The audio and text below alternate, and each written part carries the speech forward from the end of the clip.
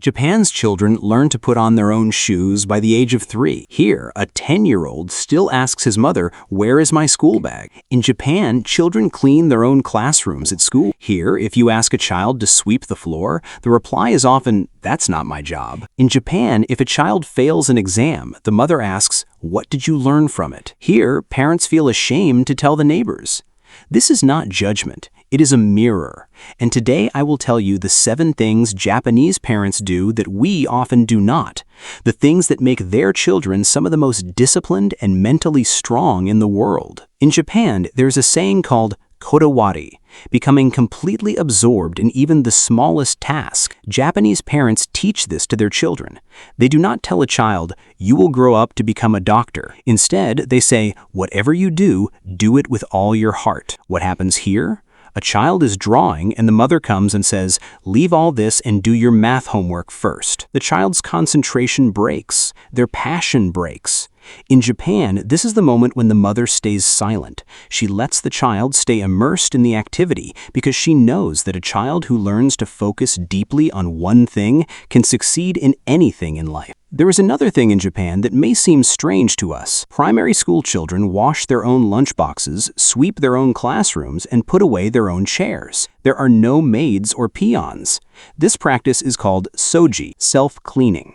But it is not just about cleanliness, it is a philosophy. When a child cleans up their own mess, one lesson settles into their mind. If I create a mess, I am responsible for fixing it. That is accountability. That is responsibility. What do we do instead? If a child breaks a glass, we quickly say, "Move away, you'll get hurt," and clean it ourselves. Out of love, we sometimes make them weak. Now let's talk about another secret that may make you a little uncomfortable. In Japan, parents do not protect children from failure.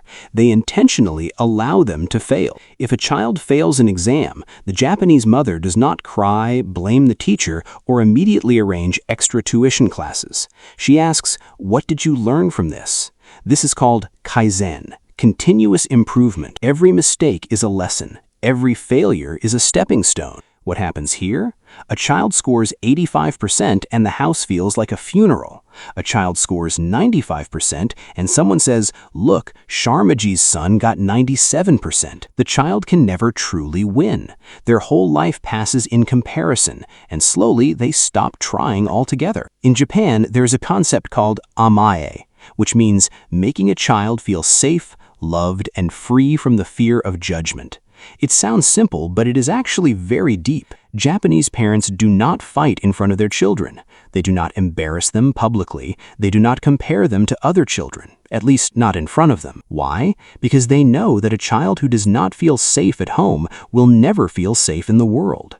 Such children become anxious, become people pleasers, and spend their lives seeking approval from others. Now something I personally love. In Japan, children are connected with nature from a very young age. They are allowed to play in the rain, touch the soil, and observe insects. What do we say?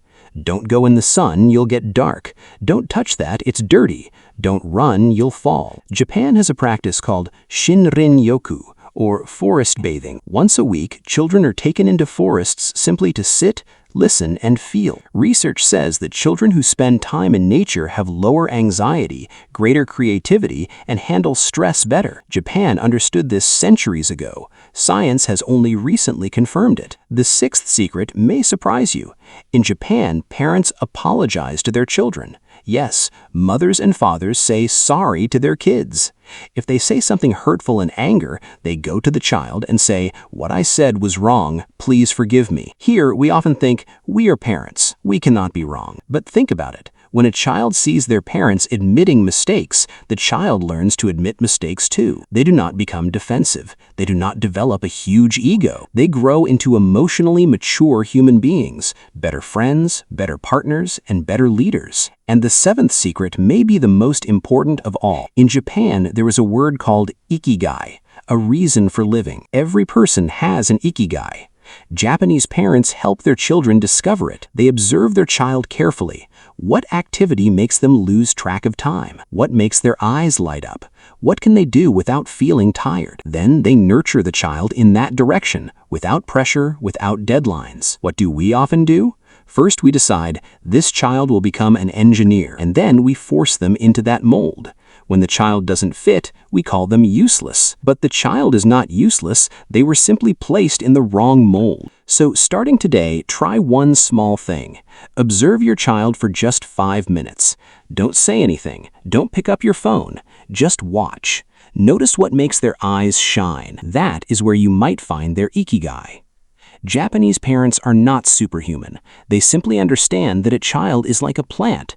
Give it water, sunlight, and space, and it will grow on its own. Our job is not to force growth. Our job is simply to allow growth to happen.